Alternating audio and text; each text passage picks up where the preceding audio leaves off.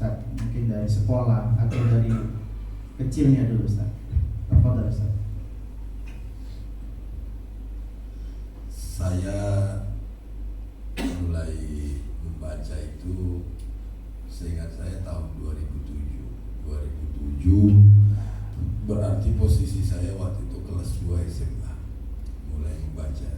Waktu itu buku yang viral di Indonesia bestseller ya, kalau buku itu namanya bestseller kan, yang ditulis oleh Habibur Rahman El-Sireji. Habibur Rahman El-Sireji ini secara ilmu pendidikan agama alumni pondok tapi menulis novel, bahkan kuliahnya di Mesir. Akhirnya beliau menulis novel. Padahal kan orang kan kalau kuliah di Mesir itu yang kita gambarkan jadi apa? Jadi pendakwah kan gitu ya. Aku jadi pimpinan pondok. Ternyata Habibur Rahman El-Sireji itu malah menulis novel. Novelnya itu menggugah jiwa. Beliau menulis buku namanya Ayat-Ayat Cinta. Pernah dengar? Saya kalau nonton sinetronnya kurang seret, ya kan? Tapi ketika baca bukunya bagi saya asik.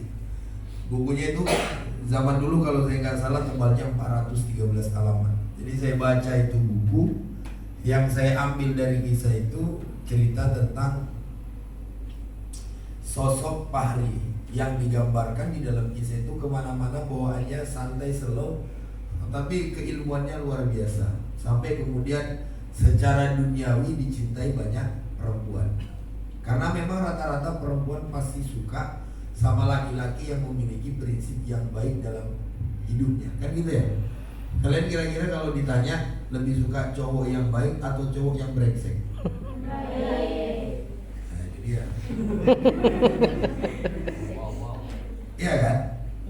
Kalau misalnya ada cowok soleh tiap hari baca Quran, kalau ngomong sama cewek afwan bukti, kira-kira kan gimana ya? Beda kan daripada selengean, ingusnya masih ada dan lain sebagainya. Jadi saya baca itu dulu ceritanya Pak Hari ini sosok yang bergaulnya itu bagus gitu loh. Berangkat kuliah digambarkan di dalam buku Ayat-Ayat Cinta itu dengan hanya bawa tas, kacamata dan topi kemana-mana. Tapi ada Quran di dalam apa namanya? Di dalam tasnya. Saya membaca lalu kemudian ingin menerjemahkan dalam hidup saya. Karena zaman itu saya ingin apa ya? Dapat sosok orang sukses itu gimana sih? Dan ketika saya baca bukunya Ayat-Ayat Cinta, saya tertarik bahwa saya harus jadi Fahri. Zaman itu mikirnya gitu ya.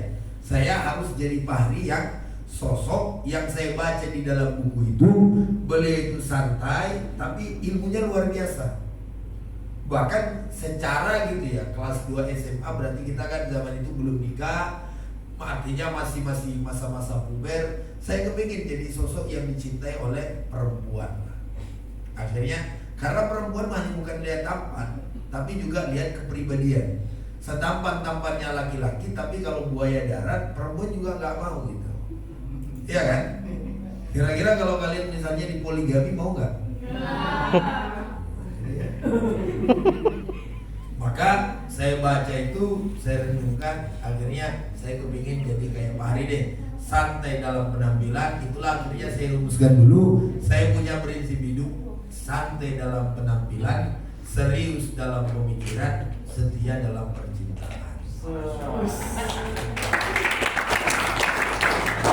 Jadi akhirnya itu terbawa-bawa dalam hidup saya. Pokoknya kalau penampilan saya maunya santai-santai. Mau orang anggap saya ustadz, mau orang anggap saya tidak ustadz, tidak jadi masalah. Tapi saya serius dalam pemikiran. Makanya ketika saya kuliah, saya itu kuliah 3 tahun 3 bulan ya, semester S1-nya. Kemudian saya ngambil S2, belum sempat 2 tahun selesai. Sekarang ini yang agak lambat nih S3 ini kan. Gara-gara sibuk keliling ceramah, akhirnya kuliah S3 nggak terurus gitu. Tapi intinya begitu. Saya pokoknya kalau penampilan tingginya santai, nggak kelihatan kayak orang kaya atau kemudian kelihatan kayak orang miskin. Betul. Akan tetapi dalam pemikiran, nah, itu yang paling perlu. Makanya dari dulu saya punya kebiasaan dari tahun 2007 kemana-mana saya itu pasti bawa buku. Dulu lebih fatal lagi. Saya bawa tas yang di dalamnya buku semua. Zaman kuliah saya begitu. Jadi sampai sekarang pun masih ke bawah-bawah. Saya ceramah kemana-mana pasti ada kitab yang saya bawa. Karena pengen menerjemahkan penampilan boleh santai, akan tetapi cara berpikir kita harus serius. Apapun yang ditanyakan orang kita harus bisa jawab. Artinya kita ini kelihatan nggak masalah wajah kampungan, tapi otak kota gitu loh. Jangan kemudian penampilan kelihatan kayak orang kota, tapi otaknya otak kampungan gitu. Matematika 3 tambah 3 berapa? 17 katanya. Kan PH kawan. Nah, baru kemudian yang ketiga yang saya pegang teguh dari dulu itu adalah setia dalam percintaan. Ketika engkau mencintai satu perempuan, jangan pernah bergeser ke hati yang lain, walaupun dia cantik. Karena cinta pertama itu akan jauh lebih indah ketimbang cinta-cinta selanjutnya. Masya-Allah. Itu tahun 2007. Kemudian setelah tahun 2007 akhirnya saya pun mencari jati diri. Orang itu kan dalam hidup harus punya life skill, punya bakat. Apa sih bakatnya? Akhirnya saya coba tilawah. Belajar tilawah berulang-ulang. Rupanya nggak matching. Jadi kita ini dalam hidup yang paling perlu itu jangan pernah berhenti mencoba. Anda gagal di satu bidang, percayalah ada bidang lain yang mungkin Anda mampu. Jadi adik-adik semua yang ada di sini, anggap jumlahnya 27. Semua itu beda-beda. Ada yang mungkin kalau matematika dia nggak hebat, tapi fisika dia hebat. Atau dia fisika nggak hebat, akan tapi kalau gombal orang dia hebat gitu ya. Istilah pajar sad boy misalnya ya kan. Nah, hebatnya gitu, bentar-bentar nangis, bagus dicampakkan di sebelah. Jadi ini pajar sad boy ini mirip kayak siapa ini? Siapa namanya ini terlambat terjadang ini?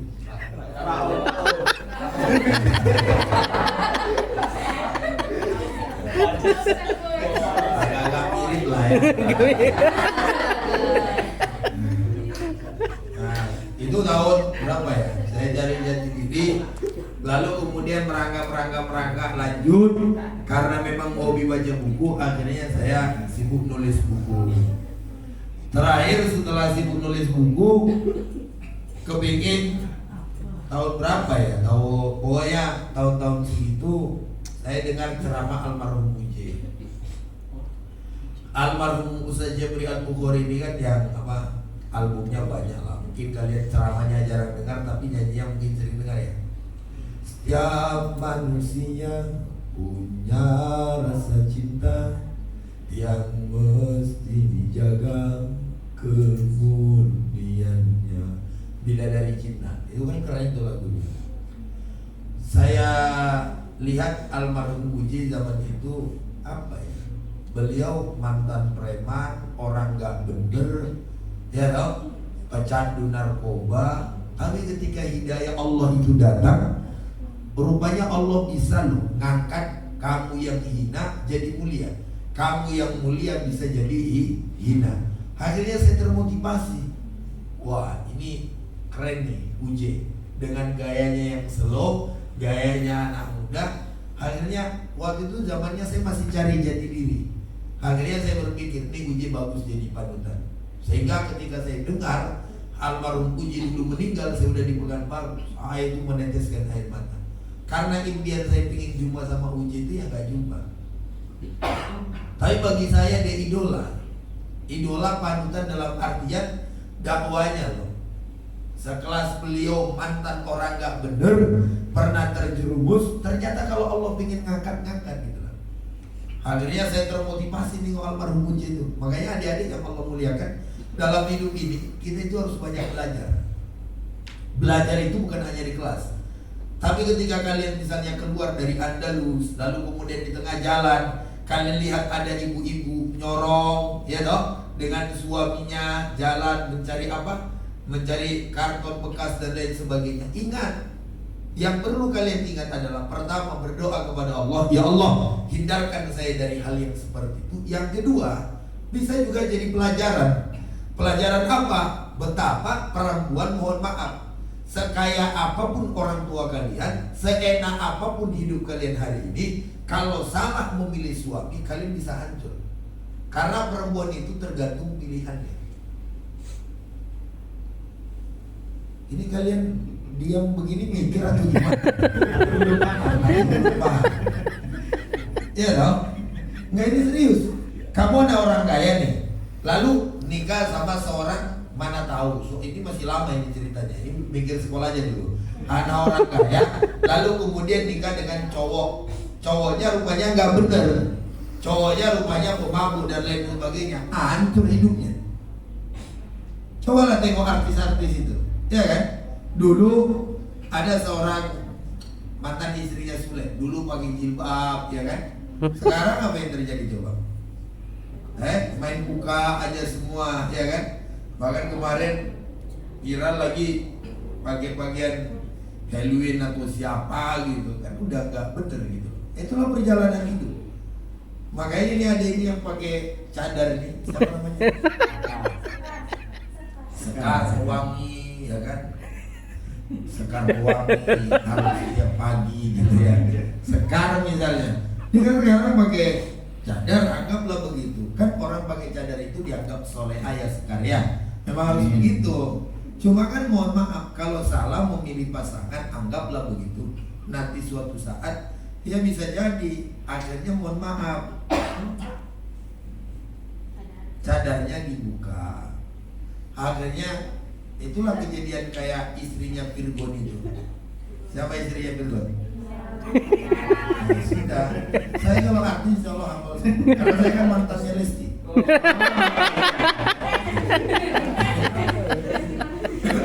Mana? Lesti tukang sayur.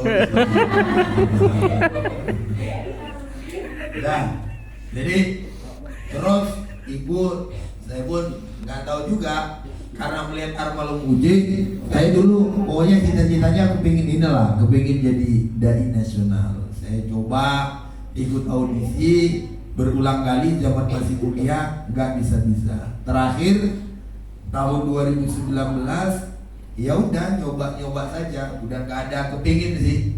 Saya coba, tiba-tiba lulus berangkat ke Jakarta. Nyampe di Jakarta ya sudah melihat situasi dan kondisi, ternyata adik-adik sekalian, di televisi itu yang paling perlu itu adalah attitude-nya, yang paling perlu itu adalah akhlaknya. Dan saya apapun yang diarahkan oleh tim Indosiar itu saya ngikut. Jadi yang paling perlu itu itunya. Orang Indosiar itu, kita ini kan mau dibuat jadi artis nih, kan gitu ya. Karena selama di Indosiar itu kan kita di karantina. Jadi walaupun kita pintar hebat, kita harus ngikutin aturan di tempat itu. Ya alhamdulillah, saya zaman itu dipilih sebagai ketua kelas dan manut gitu loh. Apa kata orang Indosiar saya ikutin. Kata orang Indosiar jam sekian kumpul, saya datang. Kata orang Indosiar jam sekian bangun, saya ikutin. Kata orang Indosiar nanti kalau performnya harus begini, saya ikutin. Masalah fitting baju, bajunya itu kan semua ditentuin. Baju kalau di televisi itu disesuaikan dengan warna kulit. Jadi kalau warna kulit putih nggak boleh, misalnya pakai baju terlalu putih, itu nggak bagus gitu.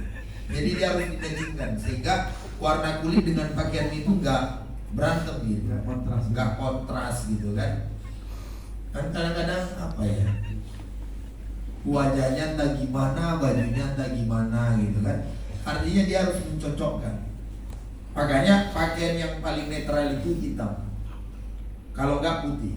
Setelah itu kalian pakai baju apapun, kalau sudah hitam dengan yang lain itu masih cocok. Baju putih. Lalu kemudian adik-adik sekarang ini kan beda-beda nih apanya, jilbabnya ya. Ada yang semuanya bajunya putih, ada yang jilbabnya agak abu-abu, entah kehidupannya juga abu-abu, kan juga ada. Ada yang warna hitam, dia cocok gitu loh. Nah itulah yang diapakan di Indosiar dulu. Dan saya ngikutin semua peraturan-peraturan di Indosiar dari awal sampai akhir itu kita ikutin, kita manut. Ya alhamdulillah Allah berikan akhirnya ini di grand final itu dapat juara 2. Sebenarnya sih seharusnya juara 1, cuma karena memang kalah di SMS. Karena ketika itu mantan saya nggak ada yang SMS saya. Gitu ya. Tapi Anda waktu itu SMS Ustaz. Oh iya. Karena kamu kan bagian bukan mantan saya. Masih teringat ini. Baik, Ustaz. Masyaallah. Itulah perjalanan singkatnya. Jadi kembali lah Ustaz tadi ya, Ya. motivasi membaca. Ustaz dari kelas 2 SMA gitu Ustaz ya. Kira-kira maksud anak kan waktu itu Ustaz kalau nggak salah masih pesantren Ustaz ya. Ya. Nah, kelas 2 SMA itu Ustaz Suwandi ini di pesantren untuk bisa membeli kitab gitu kan. Itu gimana perjuangannya Ustaz? Apakah minta dari orang tua atau seperti apa? Dan yang kedua, kenapa Ustaznya hobi membaca? Kenapa harus membaca Ustaz gitu? Di era sekarang ini kan udah serba teknologi gitu kan. Nah, tapi Ustaz sampai sekarang pun Ustaz Suwandi ini selalu kalau kita lihat di media sosialnya pasti bukunya terus bertambah. Nah, kalau boleh tahu juga sampai sekarang udah berapa Ustaz bukunya? Pertama ini ya apa? Soal masalah baca. Karena kan membaca itu vitaminnya luar biasa. Kalau bicara tentang dulu waktu zaman pondok bagaimana caranya, sebenarnya adik-adik dulu waktu saya pondok itu saya lebih banyak menggunakan perpustakaan. Jadi waktu saya itu habis di perpustakaan. Jadi kalau ada waktu luang saya ke perpustakaan. Jadi saya mengenal kitab secara dunia gitu. Itu saya baca di perpustakaan. Jadi di kelas di zaman kita pondok itu kita tidak pernah belajar tafsir Ar-Razi, kita tidak pernah belajar tafsir Tobari. Kita itu bacanya di perpustakaan. Jadi saya setiap misalnya guru tidak hadir atau karena zaman dulu kan guru kita tua-tua, ada yang sakit misalnya, saya langsung ke perpustakaan baca. Kemudian nanti saya tertarik hal-hal baru nih. Contoh misalnya dulu ada kitab namanya Aunul Ma'bud. Aunul Ma'bud itu syarah dari kitab Sahih Sunan Abu Dawud. Saya baca gitu. Jadi zaman kita di pondok itu nggak ada pelajarannya, kita baca. Dulu kitab fikih paling tinggi kita itu Syarqawi. Tapi di perpustakaan kan ada kitab Syarah Al-Muhazzab, ada kemudian kitab Al-Iqna, ada kitab Tuhfatul Mukhtas dan lain sebagainya. Itu kita baca di situ. Saya beli buku itu teringat sama saya itu waktu itu saya jual bubuk saya.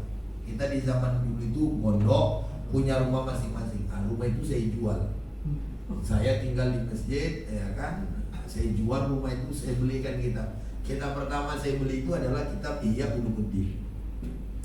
Sama kitab kitab Sirajul Thalibin ditulis oleh Syekh Al-Qadiri ada 2 jilid, sama kitab Ihya Ulumuddin ditulis oleh Hujjatul Islam Al-Ghazali, meninggal tahun 505 Hijriah, lahir 450, ada 4 jilid. Jadi saya beli itu 6 jilid, harganya kalau saya nggak salah dulu hampir 400.000. Zaman itu saya jual pondok berapa ya? 450, jadi sisa 50.000 lah untuk jajan ya kan, 400 beli itu gitu. Lalu kemudian tamat dari pondok pesantren, saya pernah jadi tinggal di masjid 2 tahun. Jadi dulu waktu tinggal di masjid itu saya azam, ya Allah, kalau saya punya rezeki, kalau saya ditakdirkan saya kaya atau punya berlebih lah, dapat uang di mana-mana, saya akan beli buku. Jadi dulu rumus saya adik-adik, kalau saya nih diundang orang ceramah, menurut saya amplopnya misalnya, anggaplah ini rencananya berapa ini ya? Oke, rencana misalnya anggap di angka berapa gitu. Nah, rupanya lebih. Kita kan biasalah berasumsi.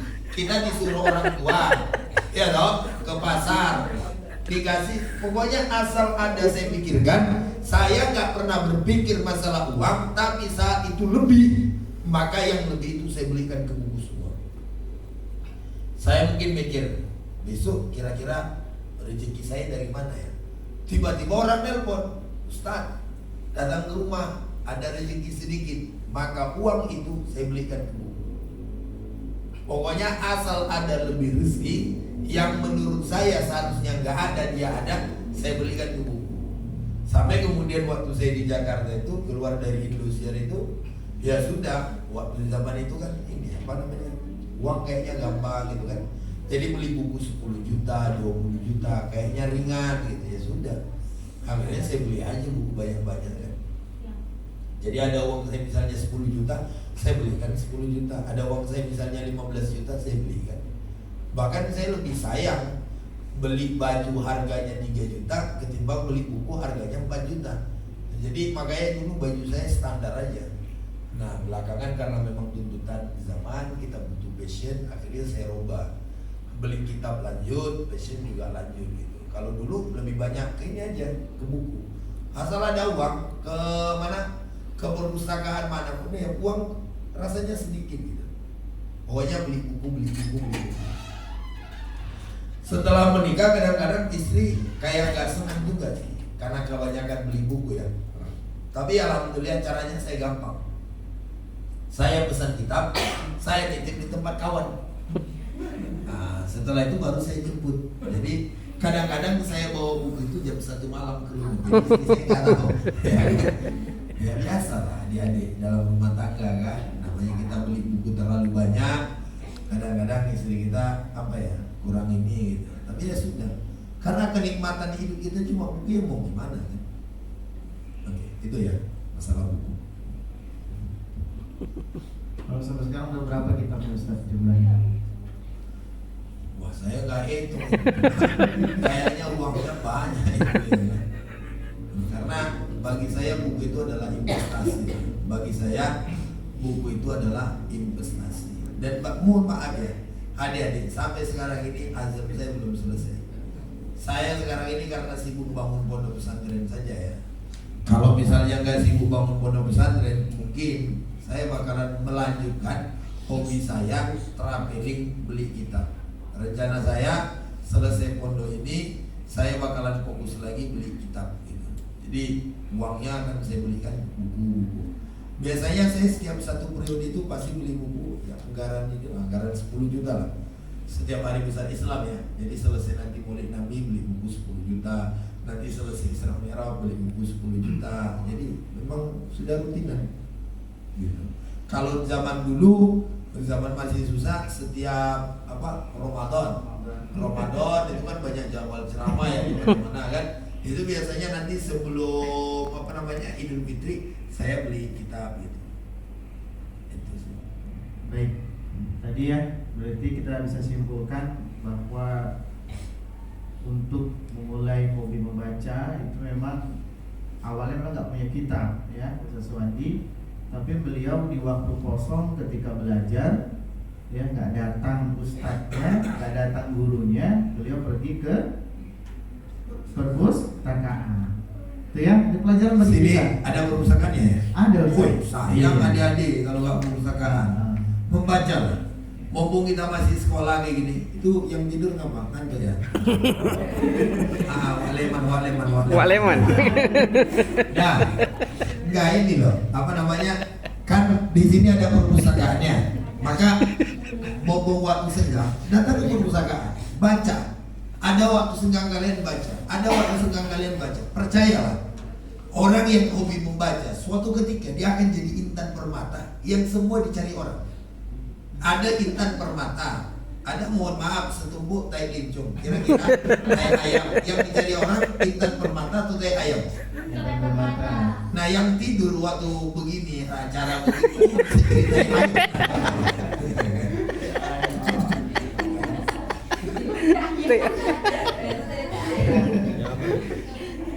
Nah ini serius guys, ya kan?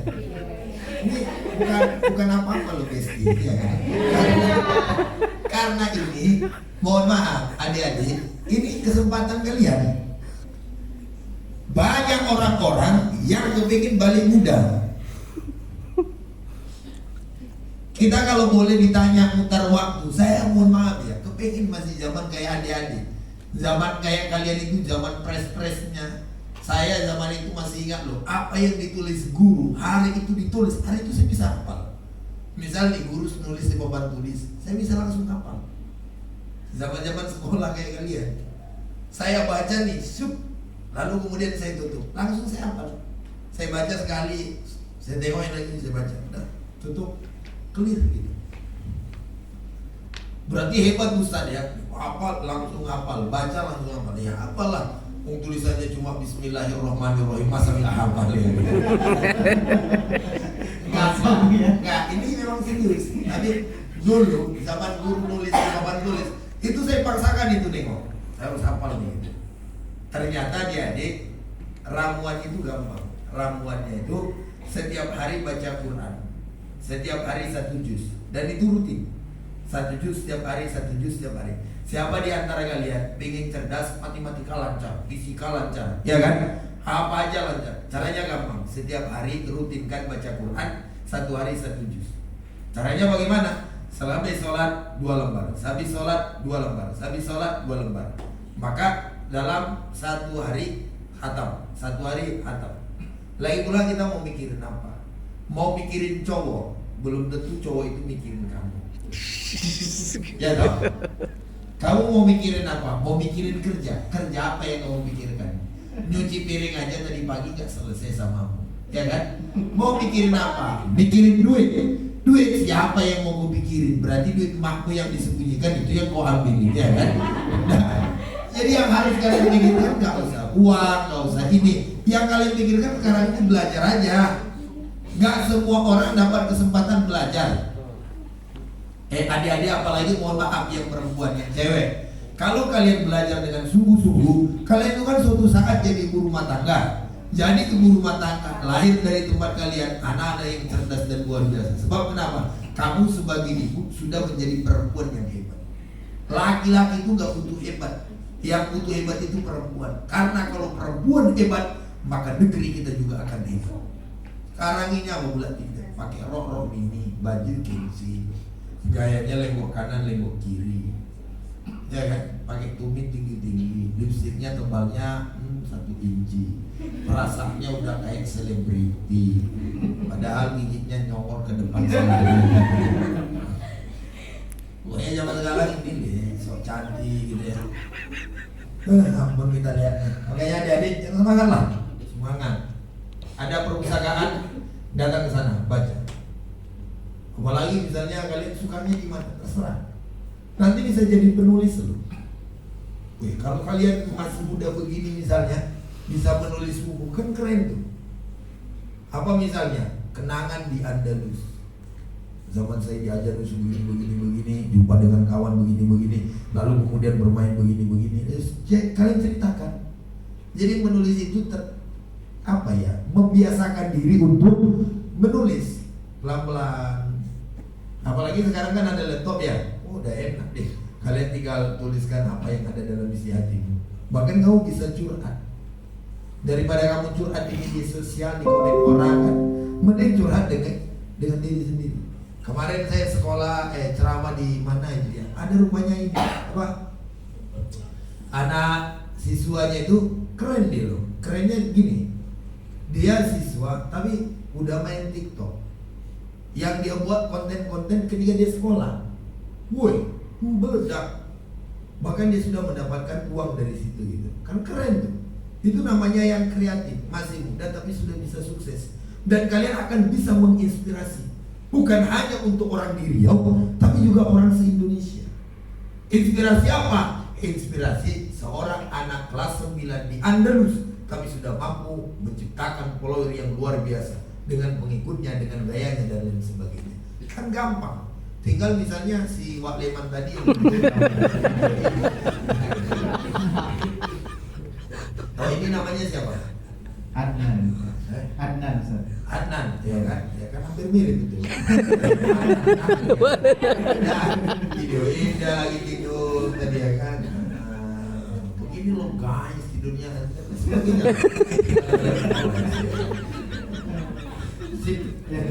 Baik Ustaz, terkait menulis tadi Ustaz, alhamdulillah anak-anak kita SMP dan SD juga ada gerakan sekolah menulis buku, itu menulis cerpen Ustaz. Nah, jadi cerpennya ini menceritakan tentang apa waktu itu? Persahabatan Ustaz. Dan alhamdulillah lebih dari 70% Ustaz sudah menulis cerpen dan sudah memiliki buku anak-anak SMP Ustaz. Alhamdulillah. Baik, kita lanjutkan dari perjalanan Ustadz Suwandi sampai ke titik ya puncaknya dan sampai hari ini. tentu ada sosok di belakangnya, ya, yang terus mensupport, yang terus mendoakan, yaitu orang tua, ayah dan ibunya tentunya ya. Nah, jadi kalau boleh tahu Ustaz, bagaimana pendidikan orang tua Ustaz khususnya ketika Ustaz mengenyam pendidikan lah gitu. Kira-kira seperti apa gitu pendidikan orang tua Ustaz? Pertama saya banyak belajar itu dari ibu saya ya. Belajar masalah pendidikan ya. Ya bagaimanapun kan ibu ini inspirasi lah ya, ibu. Sehingga dalam Islam itu ya Rasul kepada siapa saya harus berbuat baik, maka kata Nabi ya ummuka, ibu. Summa man. Kemudian siapa? Ummuka. Summa man. Kemudian siapa? Ibu. Jadi ibu itu 3 kali. Summa abaka, lalu kemudian ayahmu. Artinya bicara tentang ibu ini kan luar biasa perannya. Saya itu belajar langsung memang dari ibu saya. Bukan karena ibu saya orang hebat, tidak. Tapi ibu saya ini apa ya? Sosok yang bagi saya mengajarkan saya tentang kemandirian. Bahwa apa yang ibu rasakan nak, jangan sempat kamu rasakan, kira-kira begitu. Sehingga zaman saya dulu masih kecil, saya tuh ini tiap pagi itu dibangunin sama ibu. Nanti subuh ya kan, ibu saya itu pasti gedor pintu, pang pang pang pang pang, bangun bangun gitu. Dulu zaman saya masih kecil saya sebenarnya marah loh. Namanya kita tidur kan, tidur asik-asik dibangunkan, kan emosi ya kan, bukan apa? Emosi. Ya emosi kan standar ya, emosi dia paham gitu. Mau bangun itu, dulu kita melawan, apalah mama nih. Baru aja mau tidur kita udah dibangunkan. Karena lagi enak-enak ya. Tidur yang paling enak itu kan pagi ya. Kayak gini sekarang ini. Paling enak nih tidur. Jangan kalian, saya aja cuma sabarlah dulu ya. Soalnya kalau saya nggak jawab pertanyaan dari siapa Ustaz Madan, nggak cair kan, makanya saya udah biar cair, biar clear gitu loh. Jadi marah terus. Ini kira-kira pertanyaannya masih banyak kan? Nah, akhirnya adik-adik sekalian ya, saya ditangkap terus ibu saya ngomong kayak gitu, sehingga wah saya harus ini nih. Dan ibu saya itu paling marah kalau saya nggak sholat, sehingga terbentuklah karakter bahwa saya berkeinginan suatu saat nanti kalau misalnya saya ada rezeki, saya ingin bawa ibu saya umroh. Dan alhamdulillah tahun 2019 akhirnya saya bawa ibu saya, dan terasa betul adik-adik, itulah buah dari semangat hidup kita ya, bisa kita bawa orang tua kita berangkat umroh. Kalau kalian terlahir dari anak orang kaya, bersyukurlah dan berusahalah mempertahankan itu. Kalian kan tinggal memperbaiki akhlak saja. Alhamdulillah kalau orang tua kalian memang ditakdirkan orang tua kaya, tidur selama ini pakai AC misalnya gitu, alhamdulillah, bersyukurlah. Gak semua orang punya nikmat sebagaimana kalian. Hargai. Yang hebat itu sebenarnya bukan kamu, yang hebat itu adalah orang tuamu. Bisa membuatkan kamu nyaman. Kamu bisa bandingkan gak dengan kawan-kawan kamu, ya toh, teman-teman kamu, lingkungan kamu, atau orang di kampung halaman orang tuamu? Coba kalian perhatikan. Kalian ini termasuk bersyukur loh, bisa sekolah di sini, ruangannya pakai AC. Coba lihat SMP lain itu, sekolah, waduh, jalan kaki. Apalagi kalian misalnya daerah tembilaan, anak-anak SMP itu loh, sekolah jalan kaki bos. Kalian alhamdulillah bisa sekolah begini, AC-nya ada 2. Kalian bisa makan dengan tenang, ada acara mabit, ada acara talkshow, ya kan? Bincang orang sukses. Syukurin itu. Kepada siapa kalian harus bersyukur? Kepada orang tua.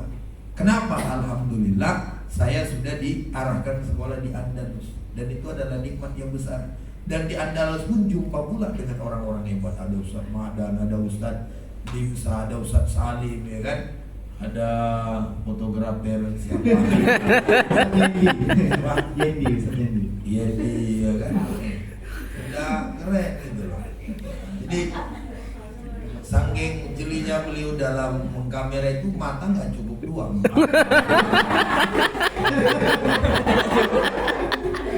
Artinya kan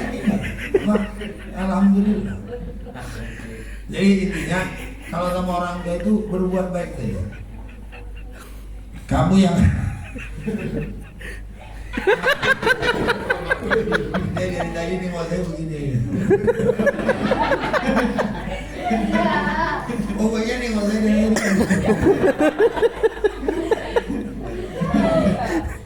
bukan lirikan mata nih. Siapa namanya ini? Kalisa. Kalisa. Kirain Siti Markona. Nengok saya itu kan ditengok iya gitu. Udah. Berdiri dulu semua. Diri. Berdiri dulu, berdiri.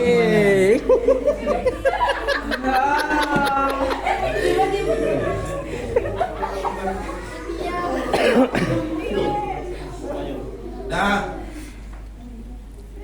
semua angkat kakinya ke depan. Angkat kaki ke depan, ikutin saya. 1. Yang kuat lah. 1, 2, 3.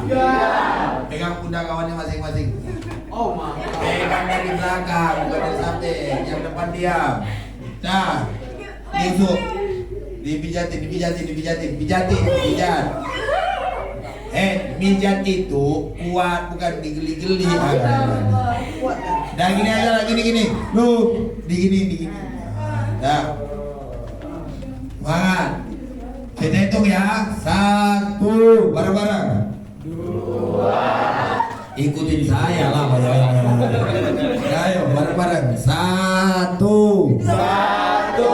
2, 3. Putar balik, hadap sana. Dah. Oke, gas full. Kayak tadi, bukan digosok. Nah. Lebih semangat. Semangat. Nah. 1, 2, 3. Oke, duduk kembali. Tepuk tangan lah.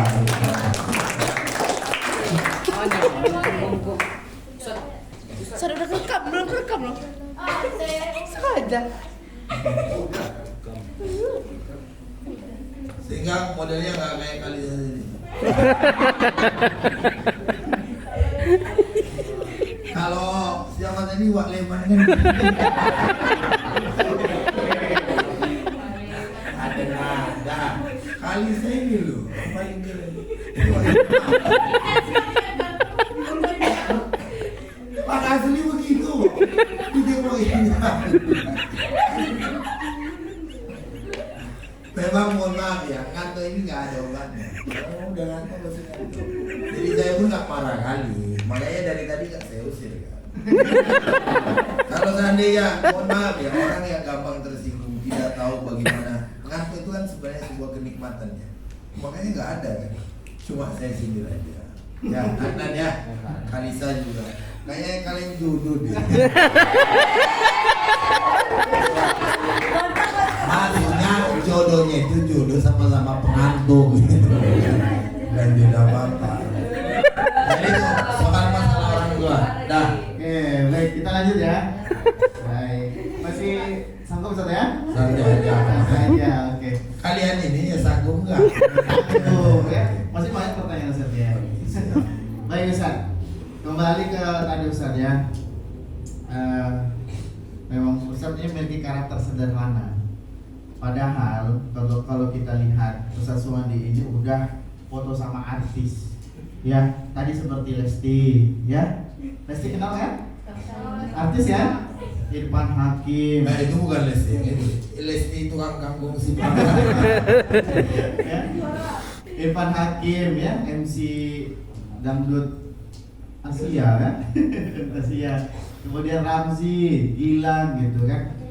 Dan Ustaz Suwandi juga kalau kita lihat, beliau ini memang luar biasa ya, sama pejabat-pejabat itu udah dekat sekali gitu kan. Sama orang-orang besar itu memang luar biasa gitu kan. Nah, kenapa sih Ustaz gitu kan? Kenapa Ustaz padahal udah apa gitu ya, udah sama orang besar, kenapa tetap sederhana? Bahkan Ustaz Suwandi kalau lihat di media sosialnya di Facebook, kalau pulang kampung beliau ini masih metik cabai Ustaz ya. Masih pergi ke ladang panas-panasan. Ya. Padahal udah jadi artis Indonesia gitu kan, jadi dai Indonesia, tapi masih ke kampung. Kalau balik kampung pasti bantu orang tuanya metik cabai, mungkin bersihkan nanam padi Ustaz ya. Nah, kenapa Ustaz bisa sampai seperti itu Ustaz? Kenapa nggak jadi orang sombong gitu Ustaz? Ya, memang gini ya. Pertama, hidup itu kan life is the checklist ya. Hidup itu adalah pilihan. Jadi adik-adik sekalian, kalian itu dalam hidup itu silakan memilih mau jadi apa. Mau jadi orang yang membusungkan dada, merasa hebat sendiri, atau asik dengan kesederhanaan. Kalau saya sih berpikir bahwa begini, orang sukses itu tidak mesti kita terbawa dengan omongan orang. Kita hidup ini apa yang menurut kita asik saja.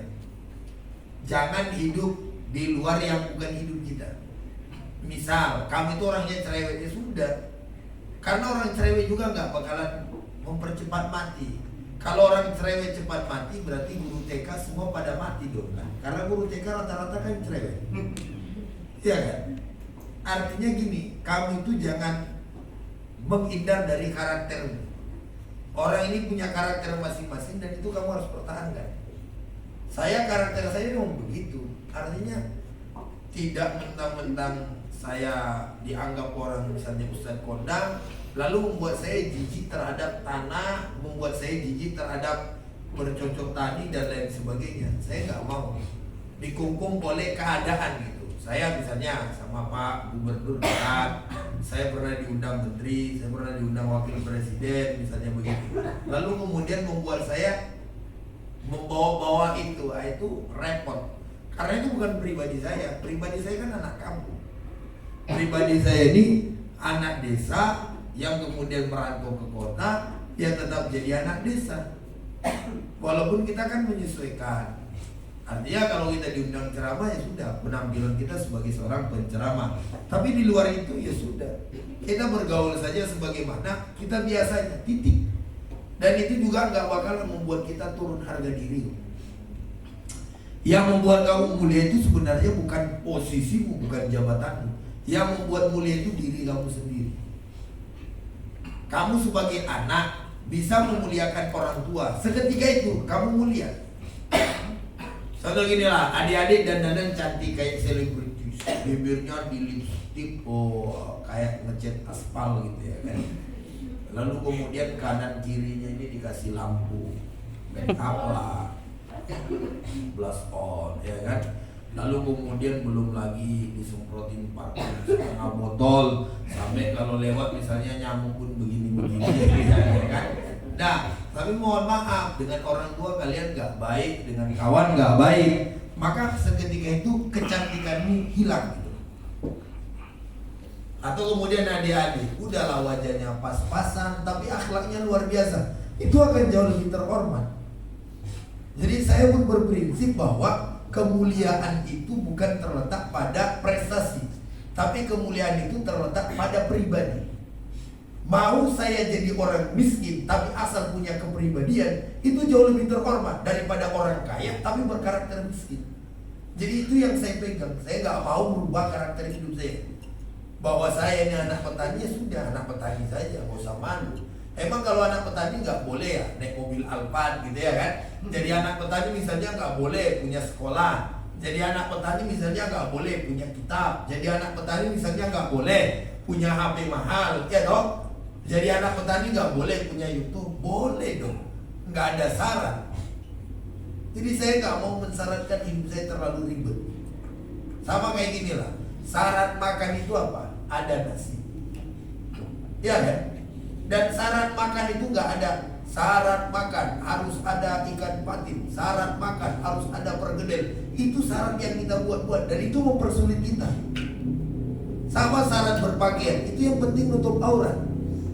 Kalau kalian gak mampu lalu kalian buat-buat, itu akan menyiksa diri. Maka rumus hidup saya itu gak mau saya nyiksa diri saya. Apa yang menurut saya enjoy sudah. Mau kata orang, wah Ustadz sukses kok, kelak gayanya slow santai gitu. Karena itu hanya bicara dalam dakwanya, dalam kehidupan sehari-hari ya lebih enak. Saya bahkan mohon maaf ya, tidur di kasur yang empuk. Kalau misalnya saya diundang keluar kota, kadang-kadang kan diinapin di hotel itu ya kan, inap di hotel, check in dan lain sebagainya. Saya lebih nyaman tidur di kasur kayak gini, karena saya besar dari kecil tidurnya begini, bukan di kasur yang empuk. Saya jujur, saya lebih suka tidur di sini. Kasur begini, pakai bantal, saya nyaman tidur. Gak usah pakai AC, pakai kipas angin gitu ya, udah nyenyak. Mimpinya nanti kayak mimpi tidur di bintang 5, lalu kemudian ada tukang apa namanya, pokoknya servis sambil kemudian minum apa, jeruput, kelapa gitu kan, kelapa muda. Bangun rupanya ileran kan gitu. Ya. Jadi nyaman aja. Itulah pribadi kita. Oke ya. Ya, kalau itu prinsip Ustaz Suwandi ya. Jadi memang tidak berubah karakternya. Kalau memang seperti itu ya seperti itu terus gitu. Tapi yang namanya mutiara, mau diletakkan dimanapun juga, dia tetap mutiara. Ya, yang selalu memberikan mata ini selalu melihatnya indah seperti itu. Nah, baik. Selanjutnya Ustaz. Lanjut Ustaz ya. Boleh. Kalau lihat jadwal Ustaz Suwandi ini kan banyak Ustaz, penuh ya, hampir tiap hari itu selalu ada. Artinya fisik ini memang kan harus dijaga Ustaz ya, karena memang luar biasa dengan kesibukan. Nah, ini menjadi pelajaran juga bagi anak-anak Ustaz semuanya. Terkadang kita ya, anak-anak zaman sekarang ini Ustaz ya, umumnya dikasih apa namanya, pekerjaan gitu atau tugas dari sekolah, PR contoh misalnya, hanya beberapa saja itu udah banyak mengeluh Ustaz, ya kan? Sementara Ustaz harus pergi keluar kota ke sana ke sini dan harus memanage waktu gitu kan, dan tentunya menjaga kesehatan itu seperti apa. Terkadang anak-anak zaman sekarang ini dia tidak bisa, belum mampu bagaimana menjaga kesehatannya, sehingga ketika capek sedikit aja udah dibilang sakit dan tidak sekolah misalnya. Nah, jadi gimana Ustaz tipsnya agar tetap fit, sehat terus gitu kan, dan tetap semangat gitu? Saya dari dulu kan gini ya, Imam Syafi'i lalu kemudian Rasulullah itu kan membagi waktunya dengan teliti. Nabi itu misalnya membagi waktunya ada untuk keluarga, ada untuk ibadah, lalu kemudian ada untuk sahabatnya. Dan Nabi juga punya waktu untuk istirahat. Imam Syafi'i juga begitu. Ketika ditanya tentang waktu, beliau juga membagi waktunya. Sebenarnya adik-adik, ulama-ulama kita dulu ketika mereka menjalani karir gitu, yang mereka lakukan sama dengan yang adik-adik buat. Saya tadi ketika dengar Ustaz Mahdan awal-awal tadi kita ngobrol bahwa kalian baru 2 jam tidur, sebenarnya mohon maaf ya, biasa saja. Saya dulu baca manakibnya. Manakib itu artinya inilah Pak, biografi kehidupannya para ulama. Ada ulama namanya Al-Imam Mahyuddin Abi Zakaria Yahya bin Syaraf An-Nawawi Ad-Damsyiki Asy-Syafi'i, atau dikenal dengan Imam Nawawi. Imam Nawawi ini hidup di abad ke-6 ya, meninggal 676 Hijriah. Imam Nawawi itu adik-adik, dalam riwayatnya itu 12 tahun tidak pernah meluruskan badannya. 12 tahun tidak pernah meluruskan badannya.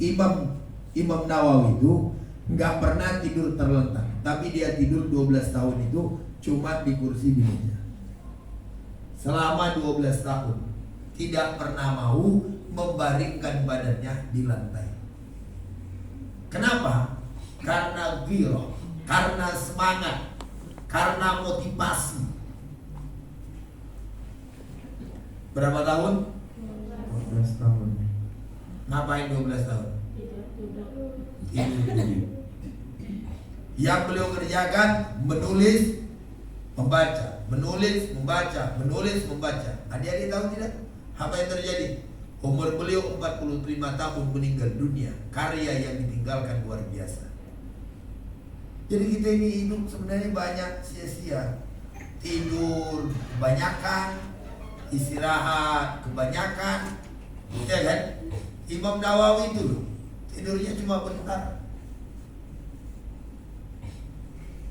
Bahkan diriwayatkan Imam Nawawi itu jarang tidur karena kegiatan beliau itu sampai diriwayatkan itu tidurnya itu di pena dibuat dulu, bangun, nanti ambil wudhu lagi nulis lagi, ambil wudhu lagi nulis lagi. Dan saya itu pernah praktekkan ya. Pokoknya dalam satu hari satu malam saya tidur cuma 3 jam. Itu saya rutinkan 3 hari 3 malam tidur 3 jam. Lalu kemudian saya ambil nasi. Nasi itu saya ukur cuma satu sendok centong apa bahasanya? Oke, centong kalau memang centong cuma segitu. Pokoknya saya nggak boleh makan lebih dari situ. Karena saya termotivasi dengan Imam Nawawi. Karena bagi saya Imam Nawawi itu idola banget. Seorang ilmuwan keren luar biasa. Prinsip hidupnya keras. Nggak gampang capek, nggak gampang lelah. Sebab kenapa? Girohnya. Kalian kenapa gampang capek ya? Mungkin memang nggak ada semangatnya. Nggak tahu mau ngapain. Orang kalau udah punya cita-cita jadi punya impian, pasti dia semangat. Kalian kalau ada nengok orang semangat, pasti dia punya impian. Orang yang belum tahu impiannya, belum tahu mimpinya, dia tidak akan pernah semangat dalam hidupnya. Karena nggak ada yang mau dikejar. Kalau kalian tanya ada orang kenapa dia rajin belajar, diajak main nggak mau, karena dia punya impian pengen juara 1 di kelas. Dia punya impian pengen sekolah besarnya ke Amsterdam, pengen punya impian jadi seorang dokter, punya impian jadi seorang polisi. Orang kalau impiannya lebih besar daripada fisiknya, maka mohon maaf nggak ada. Saya di Arenga ini loh punya adik, orangnya beratnya kalau saya nggak salah 100 kilo lebih, tapi dia mau masuk polisi. Akhirnya apa dia lakukan? Selama 3 bulan rutin tiap hari lari, sampai bikin bus. Yang terakhir saya dapat informasinya, sekarang dia sudah jadi polisi. Dan mohon maaf, berat badannya dari yang 100 sekarang cuma 56 kilo, stabil dengan tingginya. Sebab kenapa? Semangat mengejar impian. Dulu saya masih ingat dia waktu kecil badannya memang gendut, segendut-gendutnya. Nah, tapi karena semangat ingin jadi seorang polisi, akhirnya dia kejar, dan terakhir badannya ngurus. Ya kan, badannya mengecil dan stabil, akhirnya dia lulus dan sekarang jadi polisi. Jadi kalau kalian tanya, apa sih resepnya kok nggak capek? Impian. Nggak ada yang lain. Kalau ceramah kayak posisi saya dianggap cuma cari materi.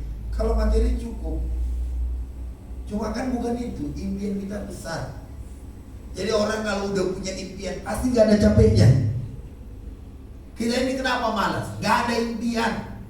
Makanya zaman dulu saya, waktu saya masih mondok, saya itu punya peta. Saya beli karton, saya tulis besar, saya buat target 1 tahun. Saya tulis dulu 1 ini, 2 ini, 3 ini, dan itu saya baca setiap hari bahwa target saya ini. Jadi nggak ada waktu main, nggak ada waktu istirahat, nggak ada waktu ngomong capek, nggak ada waktu ngomong lelah. Sebab kenapa? Saya punya target yang harus saya kejar, dan itu adalah impian saya.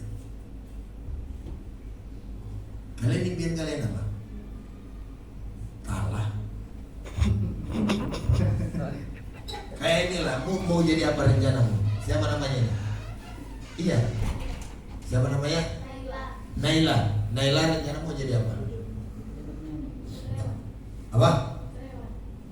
Dokter hewan. Udah berapa hewan yang gue bunuh? Nah, dokter hewan. Lalu bagaimana supaya kamu bisa menjadi dokter hewan? Kan impian.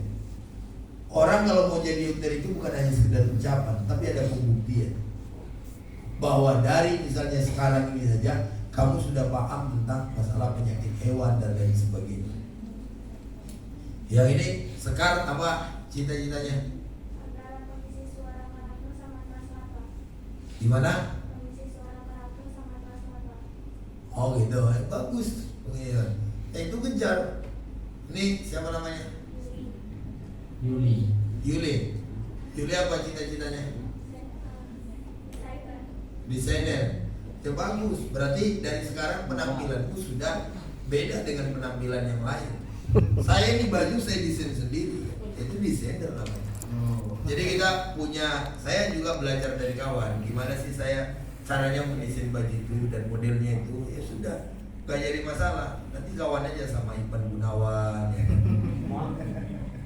Dia sekarang bukan hanya desainer baju, tapi juga desainer muka, bibir.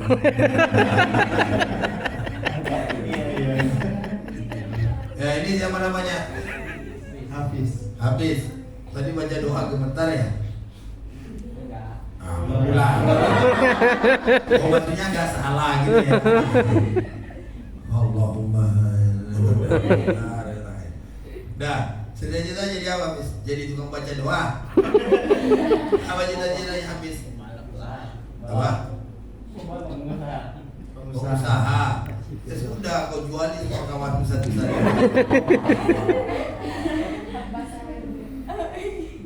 Ini yang pakai kacamata namanya siapa? Lofa.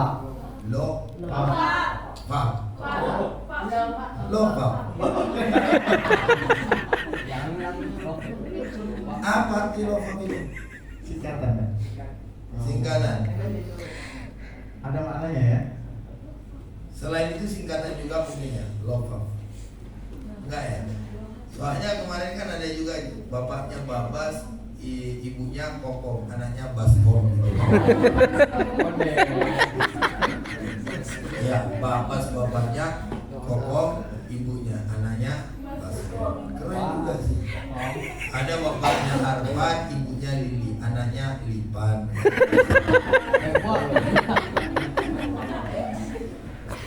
Oke, sip. Yang penting apa? Resepnya Badan, kalau memang pingin gak lelah dan lain sebagainya, cuma itu aja. Semangat mengejar impian. Dulu ada kan Laskar Pelangi. Coba lihat Laskar Pelangi itu. Saya kalau nggak salah ya, cerita Laskar Pelangi itu saya baca bukunya itu seorang bukan di situ saya baca. Saya bacanya itu di buku ESK. Saya baca ada cerita orang yang mohon maaf adik-adik diremehkan, gak pernah juara waktu SMP.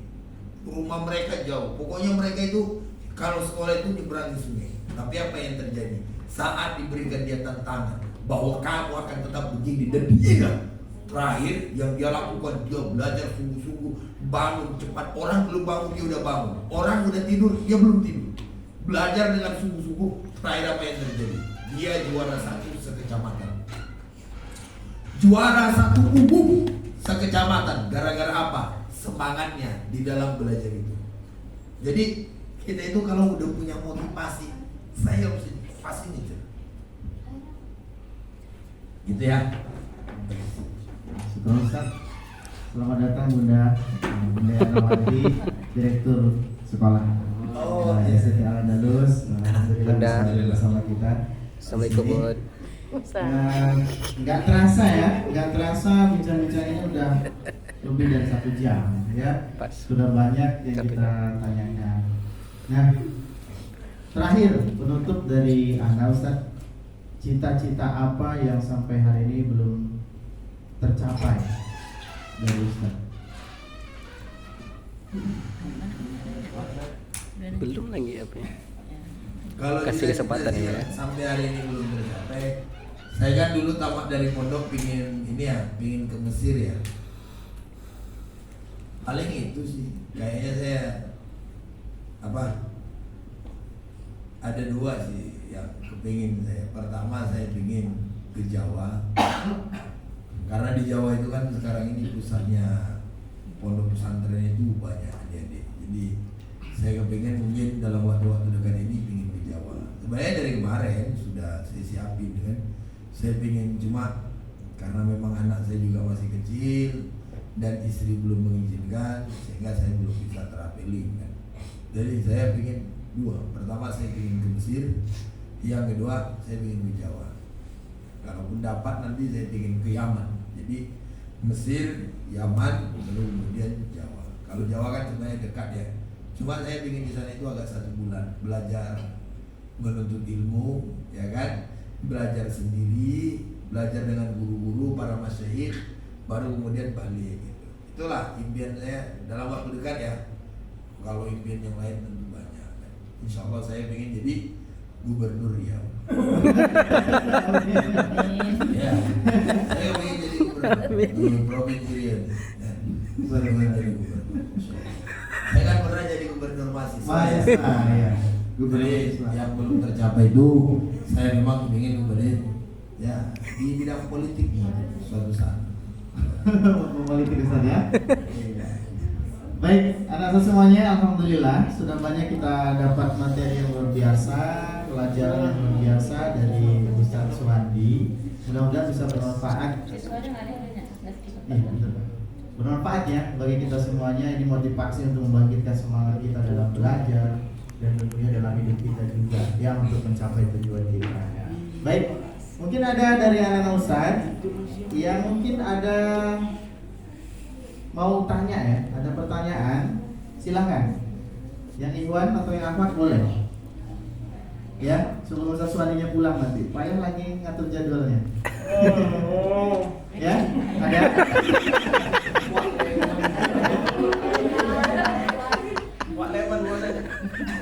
Ada?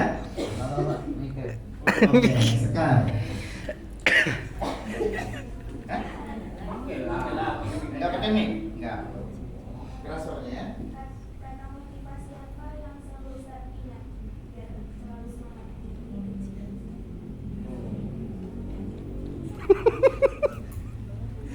Serius lah. Kata motivasi apa yang selalu saya ingat supaya semangat gitu ya. Adik-adik sekalian, kata-kata itu banyak yang kemudian bisa memotivasi kita. Saya termasuk diantaranya, saya itu suka baca syairnya para ulama. Yang paling saya ingat itu begini loh. La yuslamu sarfar rafi'u minal adab hatta yazuqu ala dawanihi minad dam. Anda tidak akan pernah mungkin mendapatkan sesuatu kejayaan sebelum Anda merasakan tulang-tulangmu hancur berserakan. Saya itulah kata-kata motivasi yang paling saya ingat dari Al-Mutanabbi. La yuslamu sarafar rafi'u minal adab hatta yadhuqu ala zawalihi minad dam. Kamu tidak akan pernah selamat dalam meraih sukses yang hebat sampai kamu rasakan seluruh tubuhmu hancur berantakan. Makanya dulu waktu mondok itu saya pernah, otak saya error, panas, sehingga saya rendam sama air. Gara-gara terlalu banyak menghafal sama membaca. Lillahi ta'ala. Oh iya. Ya? Ngapa? Waleman. Kayak kita senasib gitu ya. Ya. Zaman dulu adik-adik yang Allah muliakan, saya saking panasnya otak saya belakang ini, saya ingat betul itu. Error. Akhirnya saya rendam. Jadi dulu saya itu berhenti belajar itu berapa kali kejadiannya itu? Berhenti belajar gara-gara otaknya sudah terlalu panas. Bayangkan dari pagi sampai malam itu menghafal, membaca, menghafal. Error otaknya. Terpaksa saya ambil air, lalu kemudian saya buat ditaruh di baskom, lalu saya gini kan. Wah, kalau saya ingat itu memang panas. Dan saya ini berprinsip bahwa apa yang dikatakan Al-Mutanabbi itu cocok. Kamu tidak akan mungkin sukses, kamu tidak akan mungkin berhasil, kamu karena berhasil dan sukses itu nggak mungkin kamu dapatkan hanya dengan cuma-cuma. Kamu nggak pernah berikhtiar dalam hidupmu, tiba-tiba kamu hebat gitu. Beda dengan warisan ya. Kalau orang sukses karena warisan itu biasa, nggak ada yang hebat. Kalian misalnya bawa mobil, tapi mobil orang tuamu, pakai HP, HP-nya misalnya iPhone, itu mah biasa. Yang hebat itu ikhtiar kamu sendiri. Kamu jualan, kamu dagang kayak Mail, ya kan? 2 NG kata dia gitu ya kan. Tapi ikhtiar dia sendiri gitu loh. ikhtiar dia sendiri. Kira-kira paham ya? Adik-adik, kamu tidak akan bisa jadi apa-apa. Begitu kata Al-Quran Nabi, sampai kamu rasakan kaki jadi kepala, kepala jadi kaki, seluruh tulangmu hancur berantakan, badanmu seolah gak enak, lalu kemudian aduh. Tapi demi cita-cita dan impian kamu kejar ini. Oke, berarti apa tuh? Oke, baik. Ada lagi yang Ustaz?